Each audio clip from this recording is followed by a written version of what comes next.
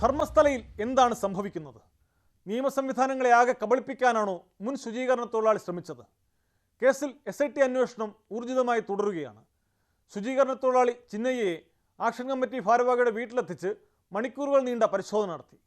വീട്ടിൽ നിന്നും CCTV ദൃശ്യങ്ങൾ ഉൾപ്പെടെ നിർണായക തെളിവുകൾ കണ്ടെടുത്തിട്ടുണ്ട്. ശുചീകരണ തൊഴിലാളി ഉപയോഗിച്ചിരുന്ന മൊബൈൽ ഫോണുകളും പ്രത്യേക അന്വേഷണ സംഘം കണ്ടെത്തി. സംഭവത്തിൽ ഗൂഢാലോചന നടന്നിട്ടുണ്ടെന്ന ആരോപണം ശക്തമാകുന്നതിനിടെയാണ് പരിശോധന.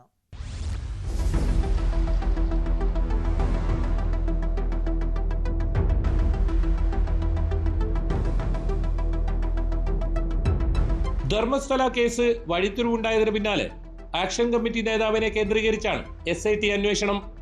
ജസ്റ്റിസ് ഫോർ സൗജന്യ ആക്ഷൻ കമ്മിറ്റി ഭാരവാഹി മഹേഷ് ഷെട്ടി തിമരോടിയുടെ ഉജിരയിലെ വീട്ടിൽ SIT സംഘം പരിശോധന നടത്തി.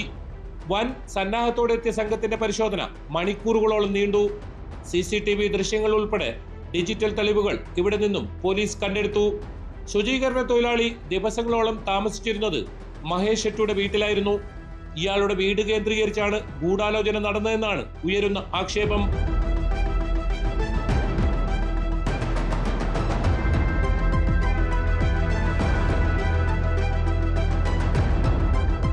ഇതിനിടെ കസ്റ്റഡിയിലുള്ള ശുചീകരണ തൊഴിലാളി ചിന്നയ്യ ഉപയോഗിച്ചിരുന്ന 6 മൊബൈൽ ഫോണുകളും SIT കണ്ടെടുത്തു.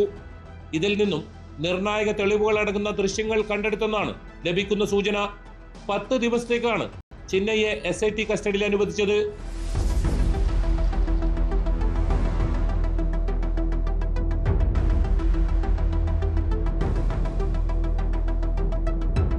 ന്യൂസ് 18 ധർമ്മസ്ഥല. തിരുവനന്തപുരം